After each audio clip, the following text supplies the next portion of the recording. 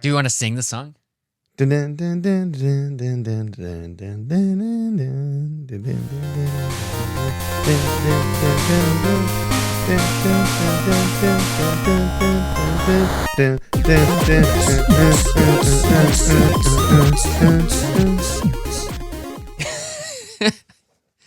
Welcome to Codex, History of Video Games. I'm Tyler Osby. And I'm Mike Coletta. And this week, we're in the same room together. It's been years since we've done this in the same room together. Well, That's not true. We were in the same room together a little bit before we started doing video. That's right. Before we started doing video summer. consistently, we were in the same. That was like before the holidays or during the holidays. Yeah, did we recorded recorded at your house in the summer? Yeah, and when we I visited didn't- in the summer. In the summer, and we didn't do video then. That's right. So this is the first time of us being together on video. Yeah, Mike's here on vacation in beautiful Southern California. It's been raining all Don't week. dox yourself. Everybody knows I live in Los Angeles. That's true. He Find someone who lives in Los Angeles. Good luck. Yeah, nice try, bozos. Yeah, I'm pretty easily Googleable, I think. But today we're doing a little loosey-goosey Yeah. because we can be honest. We spent 15 hours at Disneyland today. We've spent so much time at Disneyland today. We're just gonna talk about our favorite. It's a Codex discussion about storytelling in video games and what we like and what we don't like. Yeah. So I guess we can just kick it off on. Let's start on one that, because we stay positive on this podcast most of the time, I would say. Mhm. Let's start on a game we do like the way they tell the story, and it's one I know we both agree on, and I'm not done with it yet, but we both love how they tell the story in Spider-Man. Yeah, the Spider-Man games, all of them are really, really good. I think the games that do the best job storytelling, in my opinion, are the ones that take the gameplay into account when telling the story. Not all games do this. Not all great games with great stories do this. Like, it's not a prerequisite, but it is something that is very cool about video games. I think the Spider-Man games are especially cool about it because in between missions, like you'll get the mission will be like have a very clear ending, and then Spider-Man will be like, oh, I got some time to kill to go do some other stuff. So you're never like, oh no, the world's about to end, but like, go find the backpacks, you know? Yeah. Spider-Man to me feels like a natural progression from the Batman game storytelling. Yeah. Which is nice because the Batman like Arkham Asylum, I don't want to say, keep saying the Batman. Batman Arkham Asylum, though, for example, it like very linear, very much going through, but you have talks with people on comms in between like big encounters a lot of the time, right?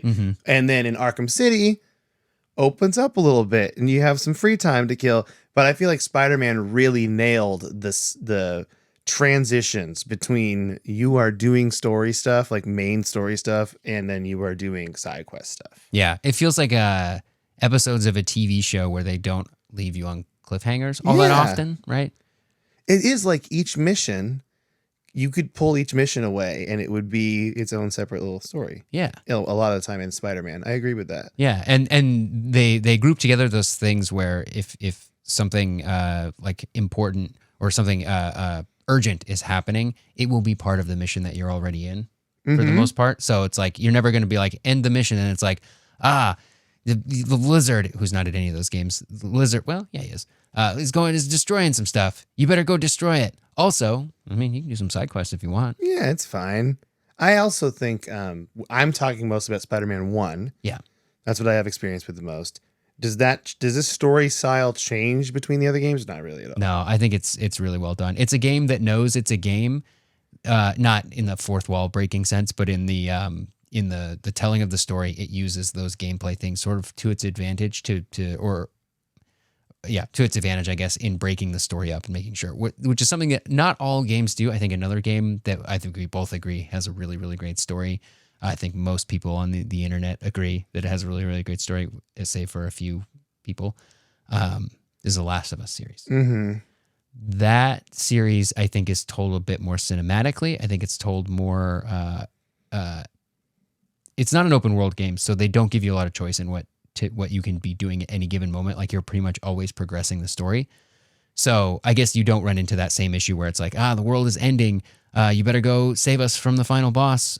But also, there's these side quests over here. Make sure you do those too, where it's like, make sure you help the old lady cross the street, right? Which is like a Spider-Man thing to do, but helping old ladies cross the street, I mean. But like, you don't get caught up in doing that kind of stuff in something like Last of Us. So it's a different game that I think doesn't quite use the medium of video games as well in telling its story. I think it sort of bolts on a video game to a very good story. I think the game is good. Like, it's fun. The gameplay is good.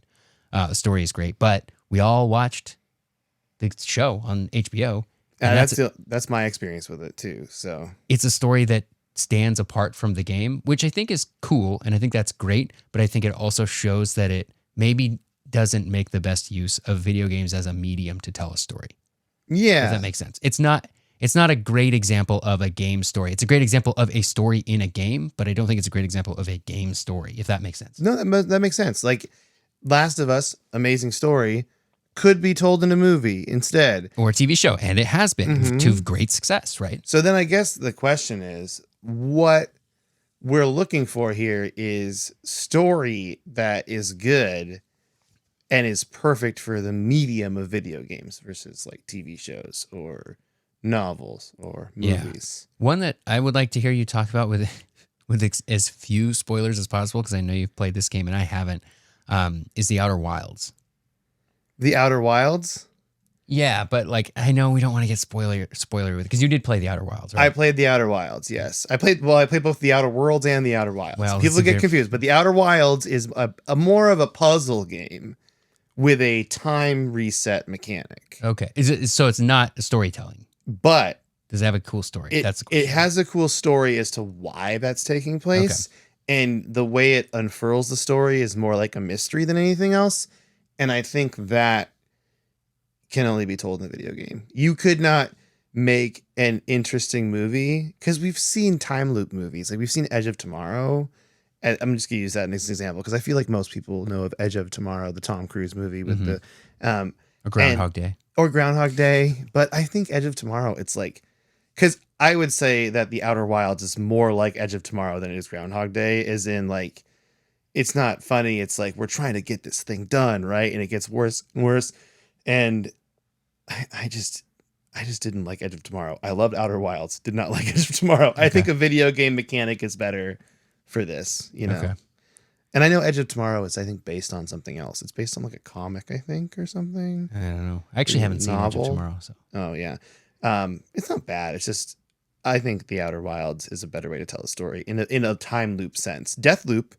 I've been meaning to play that I haven't played yet, but that's another one that's like kind of, I think the time loop or Majora's Mask, isn't Majora's Mask? Oh, Majora's Mask. That's a time loop. I think time loops work really well for stories in video games, just because the nature of video games, it's like quick, it's like short moving over. You do different things each time. Well, and games are often repetitive in their like what their core loop is, right? And so like being able to build that into the story, like playing those 3 days of Majora's Mask over and over is sort of what you do anyway just to get through the game.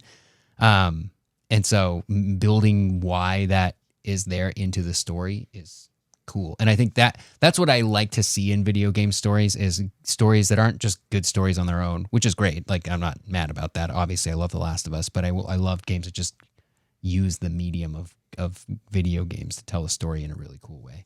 Like, what are other examples of games that their stories just don't work in like cinematic form? I think the one that actually, and I haven't played it, it's just when we had James on, but the Florence game, that phone game where it's a variety of mini games that influences and tells the story of this couple, and it's told that way. You can tell a story of a couple in like a movie and stuff, but using mini games to do that instead, I think is brilliant. Yeah, I think there are a lot of cool, like, I know the like people call them walking simulators, but like games where you're sort of investigating something, and the order in which you can investigate things sort of changes how you perceive the story, so that you might think of it differently. Netflix did a show. I wish I'd watched it. It was Bandersnatch?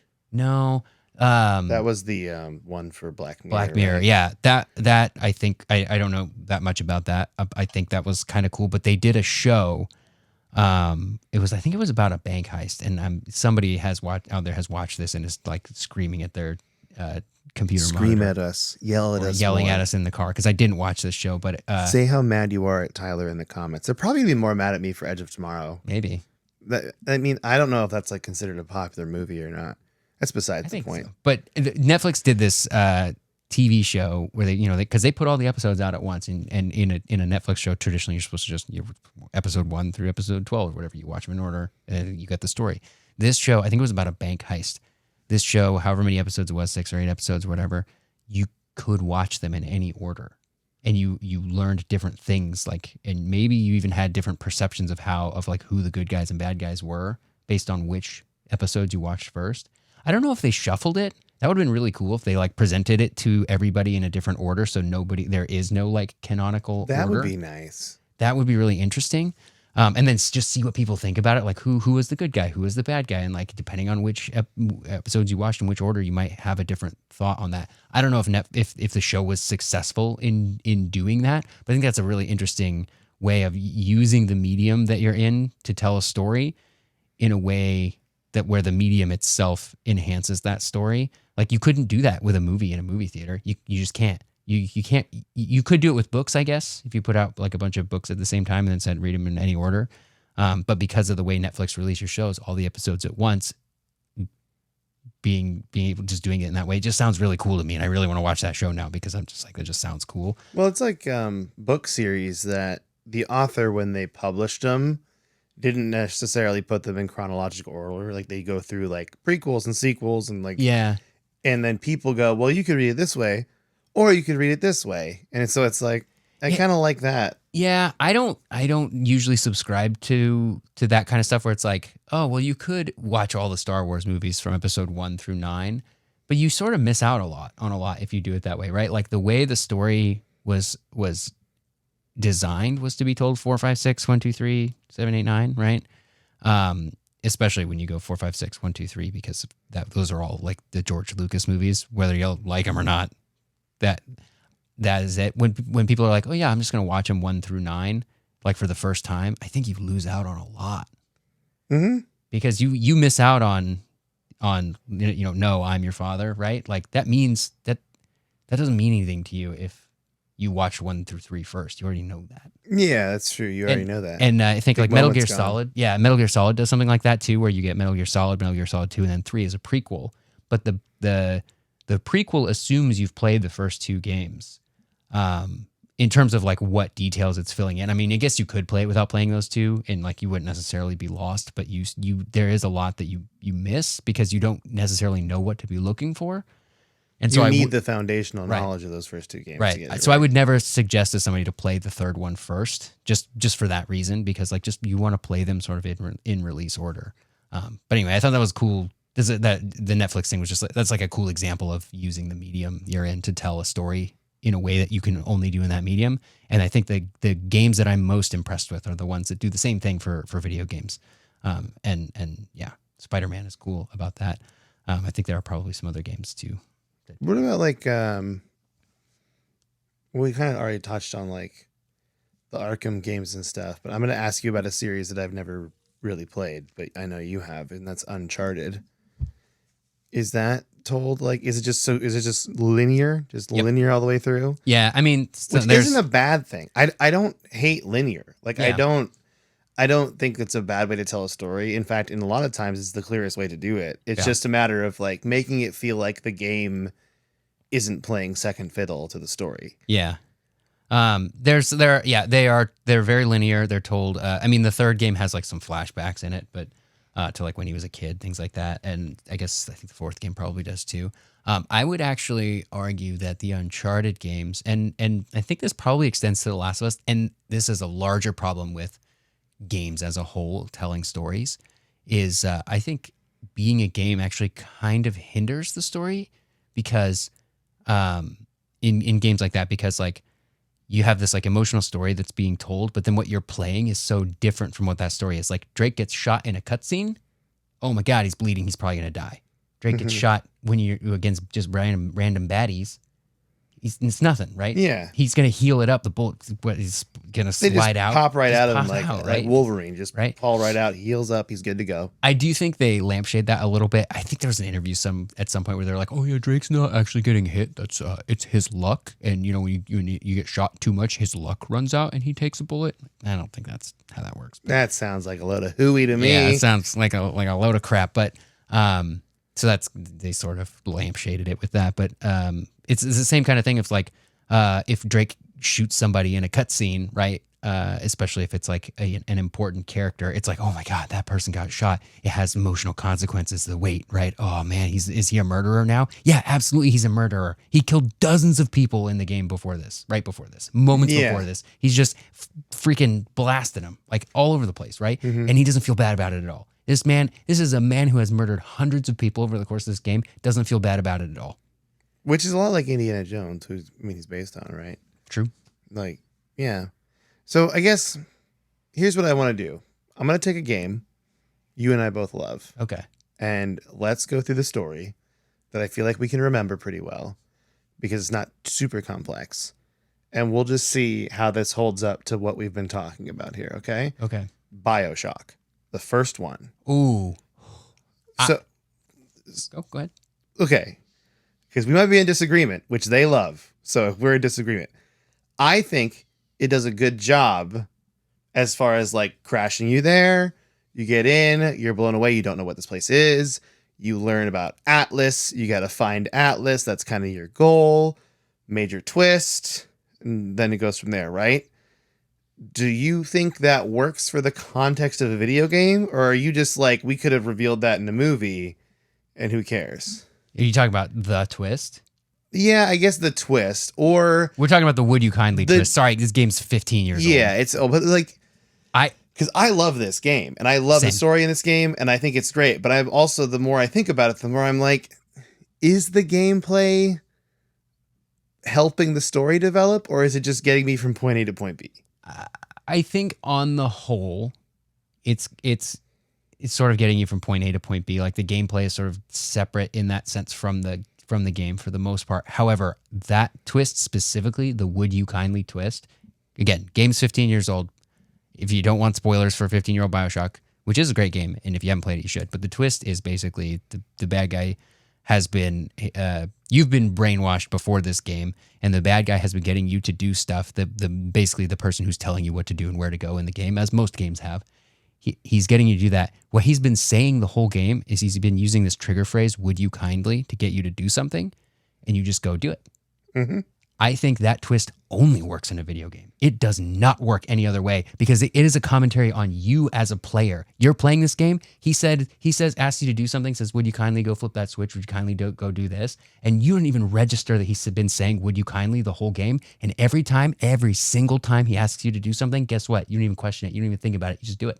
So you put it to make, if the story is put in the player's hands, then it makes it more meaningful. I love that because that instantly brings up Undertale. Oh, I haven't played Undertale. Okay, I've played a little bit of Undertale. I've never beaten Undertale, but I know the premise of Undertale that it's telling you is this whole time you have options of what you can do in these fights. You can kill them, or you can figure it out and actually talk to the monster and like peacefully resolve a fight. And you do this a certain amount of times in certain different ways, you get different endings to the game. So I think in that sense, the gameplay directly relates to like the story because you're making the choice. So that would be the same kind of principle as Would You Kindly. It's like here. So any game that warrants player choice in a way that's not like a Paragon system of like good or bad, which I think is a completely different thing. Like we all love Mass Effect here, but also I think most people would agree the Paragon system of like you're good or you're evil and that's it is kind of reductive. And you do have choice in those games though. You can like kill all the Krogans or you can not. And why would you kill the Krogans? Because we all love Rex. And those choices carry over. Rex. We do this all night. Yeah, we do. Rex. Shepard. Those choices carry over into the next game. I think that's pretty cool. I think that's like the most basic example of a video game giving the player agency over the story is just by saying, well, if every now and then we present them with a choice and then the story changes based on that choice, like that's a video game thing. We're bringing you into the game. Yeah. You can't do that in a movie, right? You can't do that in a TV show. You could do that in a DVD, I guess, because DVDs have menus and there are like choose your own adventure movies in DVD format that like work that way. They'll like let you like pick things on the DVD menu.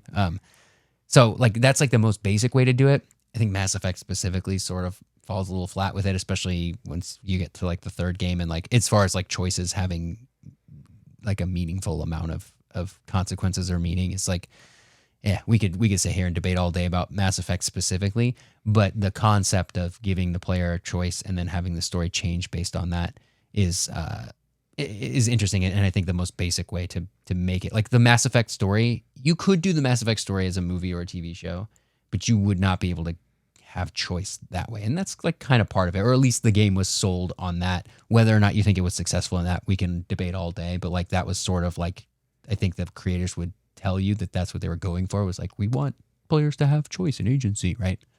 Yeah. I've been thinking a lot about, and it was since we talked about the horror book, From Ants to Zombies, 6 decades of video game horror. I feel like I should get paid by them at this point. I've said the title so much. But Until Dawn is an interesting look at this, because if you are, and I'm going to use the term bad, but that's not the right term, but if you are bad at QuickTime events, you are going to fail, and your badness is going to cause the story to change in drastically different ways.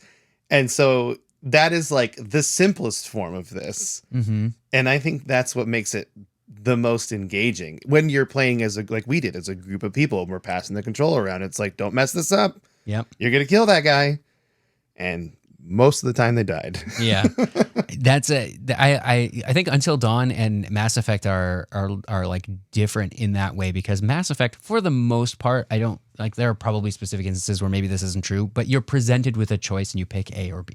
Mm-hmm. It isn't necessarily a consequence of success or failure, which is sort of a fundamental thing to games. Like games have, I think maybe by definition, they have a success state and a failure state, or at least a failure state. Like a game like Tetris, you never win, but you certainly can lose, right? Mm-hmm. And Until Dawn makes changes to the story based on this fundamental aspect of gaming that is the success state or the failure state, which is really interesting, because then it's like, you failed. Most games, you fail a thing, well, you just go back and try again until you get it right. This thing just changes it. Doesn't. You cannot go back in Until Dawn, and The Quarry is probably the same way. And there's other games. You can't lose. You can just get an ending that you didn't want. Right. You can make things happen that you didn't mean to make happen. Yeah. Which I think is fun, that you get an ending still. Yeah. And that kind of encourages you to play it more too, because you're like, what are all these different? It's like when you were a kid, and you mentioned it before, you're reading a choose your own adventure book. I think all of us cheated and went through and tried to find the best response. And did you play Detroit Become Human? I didn't, but I watched you play it. Oh yeah, that one of the coolest things about that game was like they dropped the pretense around like we know you're gonna look ahead, or like we know you want to just see what the other things were, like, so they give you the tree of like where your options were and where like the possibilities. They don't necessarily spoil the other possibilities, but they do show that like, hey, you missed a thing here that maybe you didn't even know you missed. And you could have gone this way with it instead. And so when you go back and play it again, you keep sort of the tree of what you had already done, and then you can be like, okay, here's where I want to do something different, and like branch off into a different place you hadn't been. And so like part of playing through that game, or like completing it, I guess, is like try to basically see everything, and it provides a tool to allow you to keep track of all the things you've seen, which is kind of cool. Yeah. I think I feel like we have to talk about this, because it's a major point in video gaming today and storytelling. And I'm going to say that's just like the Bethesda style RPG version of it. Mm-hmm. Because this is the opposite of what we've been talking about. This is like, you got to get me spider butts. Yeah. Or kill someone for me, or retrieve another item, or do like something to get more story. But we got to have opinions. I think that's not great. Yeah. I don't think it's bad. I'm not going to say it's bad because I've played those. I don't mind those, but they're like the least engaging form of this. Especially in terms of like storytelling. Like if the game's good, the game's good. Like there are plenty of games out there that are really good that have stories that are not great, and that's okay. Like it doesn't have to have a good story. There are great quests in Bethesda games, like great side quests where you're doing this kind of stuff and you're like, there's twists there. Like for me, the Sheogorath stuff for Oblivion, which was a expansion where you actually go to like the madness area and you have to do this stuff for them, because it's just so weird, is just delightful. Like I love it, but it's just so, I mean, MMOs do it too, where it's like, in order to progress the story, you gotta go get me some stuff. Yeah, MMOs have the issue of like needing time sinks too, just because of the way they make money is like by getting you to continue playing. So it's like they have to like get you to keep playing while dressing it up in as thin a story as possible, because like it needs to be like easily repeatable stuff, so you can't be like constantly doing the same quest over and over, even though over the course of like a WoW campaign you're gonna get variations of give me spider butts the whole time. And like it's like we need to dress this up in different ways so that like the 8th time you're getting spider butts, it's like at least it's for a different reason, even though you're doing the same thing. One could argue, and I would in fact argue, that that's not even great game design. Like that's not like, oh, we sacrifice story for the sake of having a good game. Like that game's not even fun because of that. Because you're just grabbing stuff. It's just filler to get you to keep playing the game. Yeah. It's like those games have perfected like just the Skinner box of like, hey, every once in a while we give you something really, really cool, like a really like a good drop, or we give you a story, like a really meaty story beat, or you know, a new dungeon or a new raid, or like you've completed something. Like they've mastered that, while in between making sure that you go as long as possible without exhausting their content. And so that means let's give you incentives to play these dungeons over and over and over again. Sometimes it's dressed up in story, like the time warp stuff in World of Warcraft. Like there's like kind of a thin story there around why you're going back to old dungeons. Sometimes it's just not. Like Final Fantasy 14 has the daily roulette where it just like throws you in a random dungeon. Yeah. It's just like, just do it. You just do it. Well, you tell me that Final Fantasy 14, great story. Yes. Is that because it's told more in like the cinematic style of you get these cutscenes that are really amazing and they like big reveals?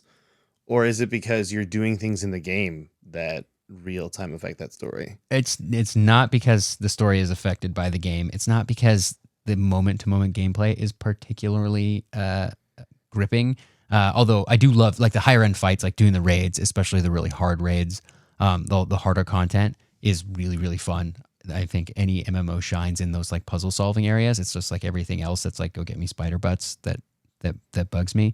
Final Fantasy 14 doesn't do anything special in its storytelling from that perspective. It's a lot of text. It's like a lot of text. But it's just good. It's just well written. It's just well written. It's just a good story. You know what I mean? Like you love, the characters are great. You've been playing with these characters now for most of them for probably a decade plus now. So you're like attached to them. And they do some stuff like, so, in Final Fantasy 14, your character can change their job or their class anytime. Yeah. With very few restrictions. Basically, whenever you can change your weapon, you can change to a different class. Which is cool. It means you don't have to make a new character for every class. It means you get to kind of experience the story on just one character, and like that feels good to me. But that's not just a gameplay mechanic of like, well, we just want the player to be able to change classes because we think that's cool. It probably started out that way, but in the story, other characters can change classes too, and this really comes into play when expansions come out.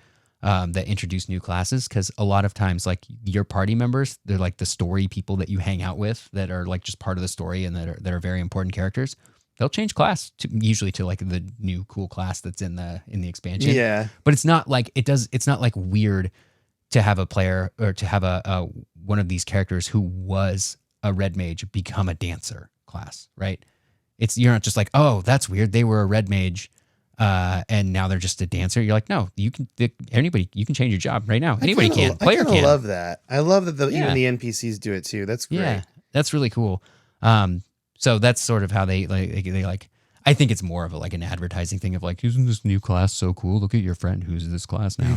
Like there's don't you want to buy the class for the DLC? Yeah, don't you want to buy the expansion now? But I do think that's cool. It's sort of built in. It's not like it's not the difference between cutscene Drake takes a bullet. Oh no, this is real versus gameplay Drake takes a bullet. Doesn't matter, right?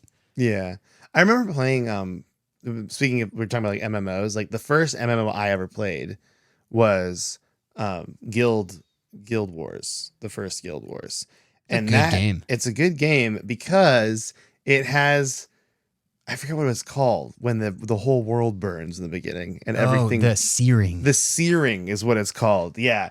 And that was like a really cool thing to me because it introduces you to this world and then and you actually become attached to how beautiful and nice It it really is. is nice. And That early then area. they destroy it to give you this connection to the world, and that connects you to the story, and I really like that. That's cool. Yeah. So I think what we should say here then, if we were going to try to conclude our thoughts on this and like what we think, our favorite things for story, I think we can agree on this, is when it gives the player choice without them maybe knowing that they have choice. And that's going to affect the story. Because there's a lot of games that do that too, where like Thief or Dishonored, stealth games, if you go non-violent, like, or non-lethal, I guess, you can change the story because you're not killing anyone. Like that's a big part of it too. And you can do that in a lot of other games as well. If you do like a passive, I'm not going to kill people run of a certain game, it can change things too. Yeah. I think that's more interesting. But you and I, we both play these classic games that, I mean, hey, you know, if it's a cinematic experience, but it's a story, but if they do it well in the game, it's still great. Yeah. If the story's good, the story's good, and it doesn't have to match up with what the gameplay is. And if the gameplay is good, story's bad, that's fine too, depending on why you bought, like why you're playing this game. If you were really hoping for a good story and you didn't get it, then that's a bummer. But yeah, that's interesting. The pacifist run kind of thing makes me think of in Metal Gear Solid 3. Spoilers for you. There's a segment where Snake sees, like, he walks by a bunch of dead bodies. I'm trying to keep it vague. He walks by a bunch of dead bodies. The game doesn't tell you this. All of those dead bodies are the people he's killed so far in the game. Really? Yeah. And if you haven't killed anybody, which you can do in a Metal Gear game, you can go through those games without killing anybody. It's just no one there. That's great. Yeah. I love that. Yeah.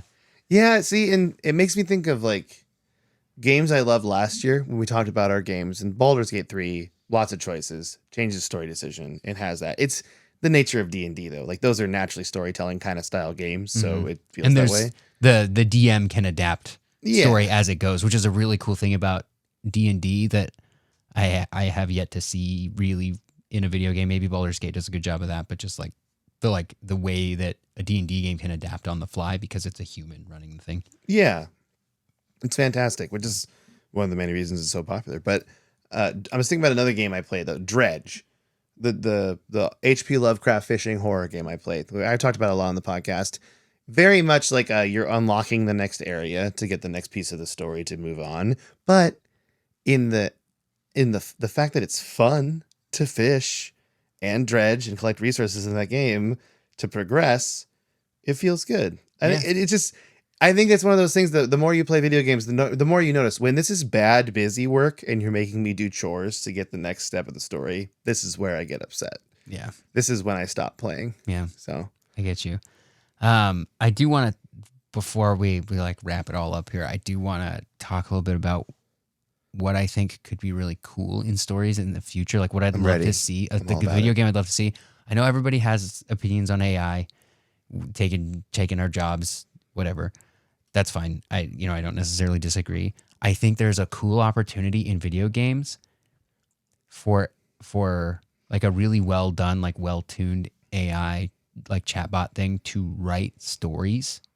Like not just like, oh, give me Grand Theft Auto 7, the story, and like print it out and then I just go play that, right? But write it but maybe as you're playing it, right? Yeah. And make it so that like, because you can talk to Chat GPT and it talks back to you and it sort of feels human for the most part, right? Like in a way that I find very impressive. Obviously, if you're trying to trip it up and you want it to not be that way, like there's things you can say that sort of like tip you off, that like sort of break the illusion, right? That's fine.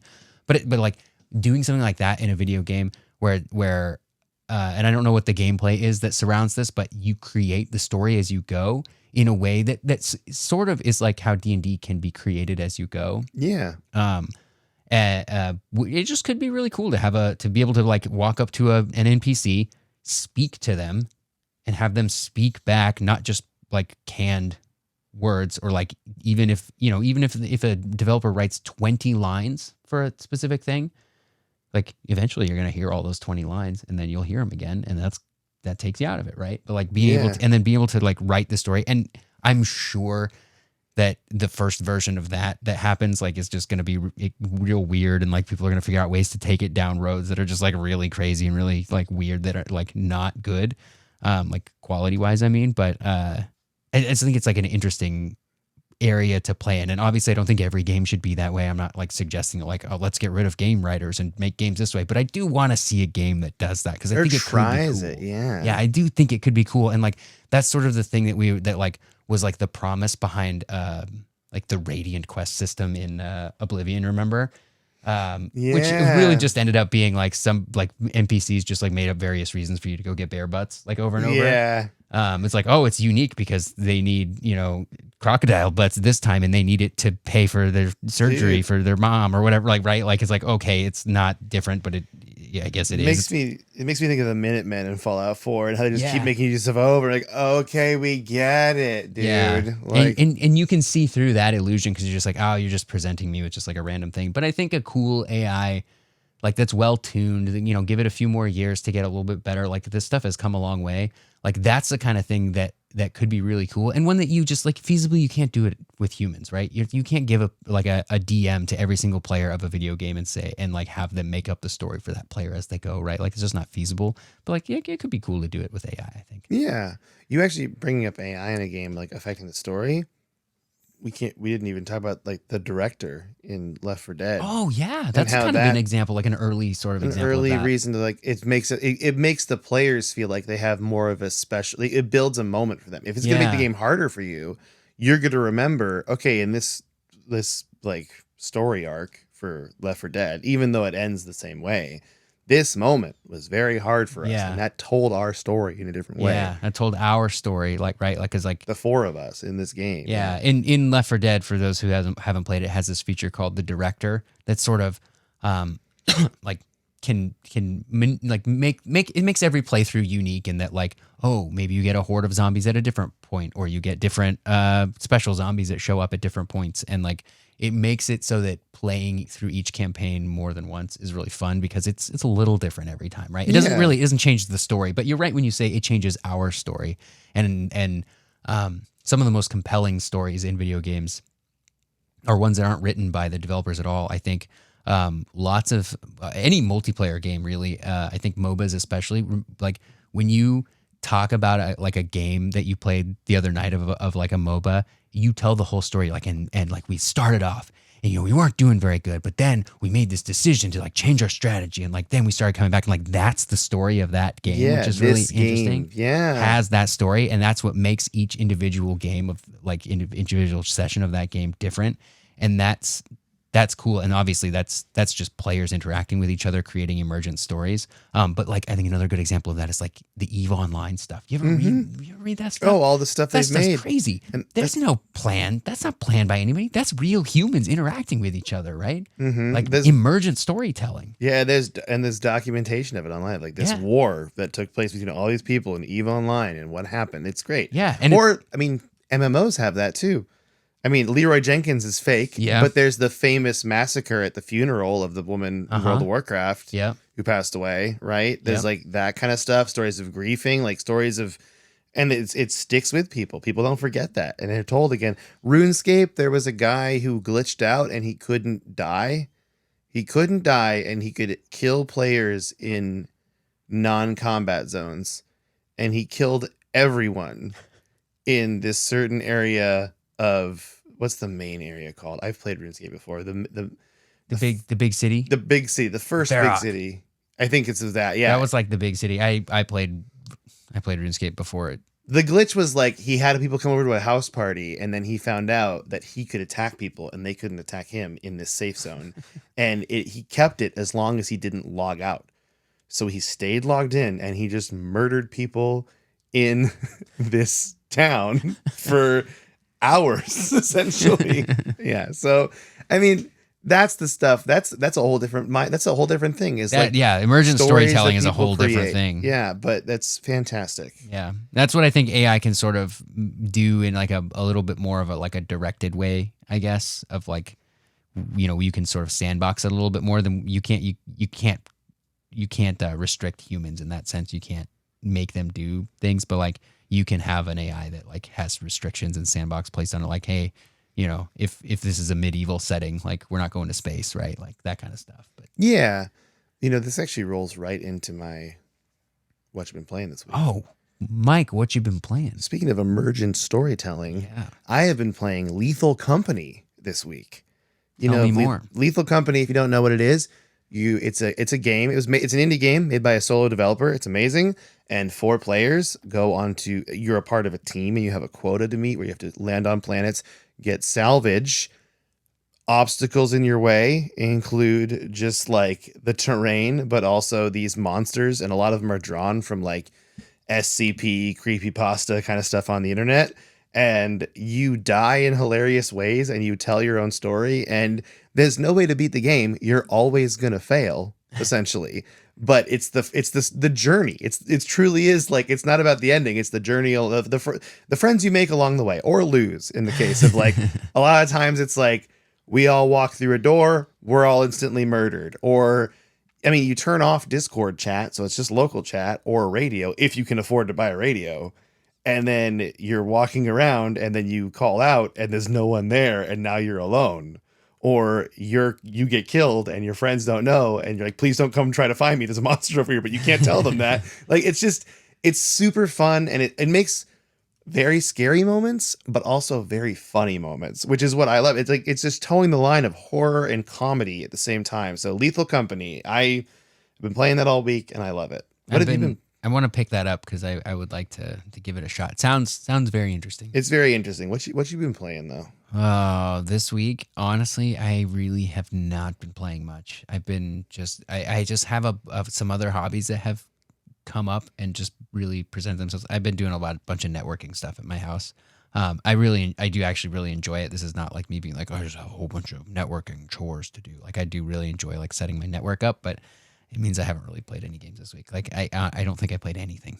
You've been just hanging out with you and sysadmin. That's it. Yeah, just me and the sysadmin. But it's great though. And you showed me your setup and it's really exciting. Yeah, if anybody wants to talk about networking and home servers and stuff, here comes a new Discord channel, everybody. Yeah, that's what I'm into right now. So, but I need to finish Mario Wonder. That's next on my list. I want to finish Mario and Rabbids Kingdom Battle, and then Persona 3 Reload comes out. Ooh.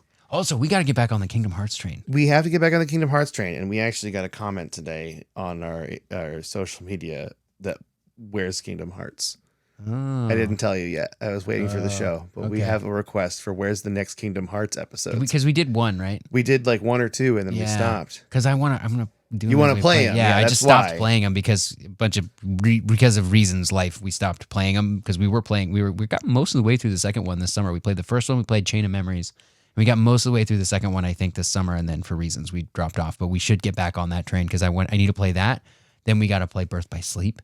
And we got to play that 3 times because we got to play it with all 3 characters. Get the true ending. We got so much stuff going on. And we got to play Dream Drop Distance. And then we got to play 3. And we got to play 3. And then there's DLC for 3 also. Oh my goodness. So we got ways to go. But I'm most excited for Persona 3 Reload right now. I'm gonna play a lot of that. I'll watch you play it too. I'll probably stream a lot of it on Discord to Sweet. The phone. Just for me. For an audience of me. Yep. Just for you. Awesome. Well, here's the thing. If you want to support our podcast, the best thing you can do, go to codexpodcast.net and you can see all of our links on there. Our Trello boards are there. You can send us an email on there. You can join our Discord. We now have an Instagram, Codex History Podcast on Instagram. You can join that. With that, though, do you want to say goodbye, everybody, today? Sure. I'll say goodbye to everybody. Goodbye, everybody.